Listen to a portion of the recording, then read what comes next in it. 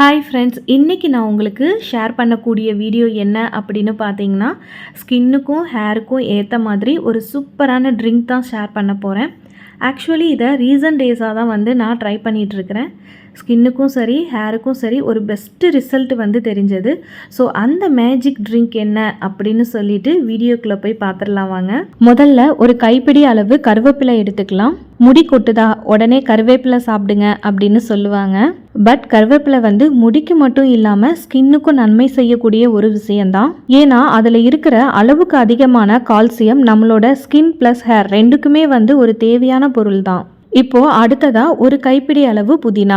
புதினா எப்போவுமே நம்ம ஸ்கின்னை ஹைட்ரேட்டாக வச்சுக்க ரொம்பவே உதவும். ஸ்கின்ல இருக்கிற ப்ராப்ளம் எதுவாக இருந்தாலும் சரி, சில பேருக்கு பிம்பிள்ஸ் அதோட மார்க்ஸ் இருக்கும். அந்த மாதிரி நேரங்களில் புதினா அரைச்சி கூட ஆட் பண்ணுவாங்க.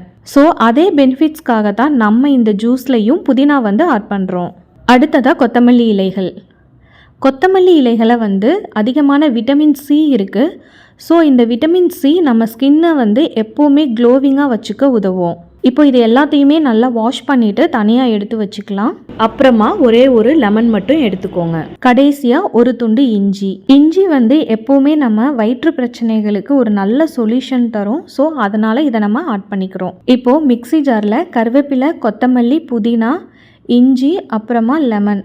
இஞ்சியோட லெமன் ஜூஸ் சேர்றப்போ நம்ம ஸ்கின்னுக்கு ஹெல்தி டோன் கிடைக்கும்.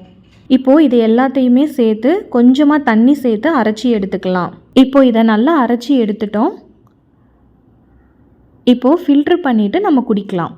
இந்த ஜூஸை தினமும் மார்னிங் இல்லைன்னா ஈவினிங் ஏதாவது ஒரு வேளை கண்டினியூஸாக குடிச்சிட்டு வந்தோம் அப்படின்னா ஒரு 2 வீக்ஸில் ஸ்கின்லையும் சரி ஹேர்லையும் சரி ஒரு நல்ல ரிசல்ட் பார்க்கலாம். ஓகே ஃப்ரெண்ட்ஸ், இந்த மேஜிக் ட்ரிங்கை நீங்களும் உங்கள் வீட்டில் ட்ரை பண்ணி பாருங்கள்.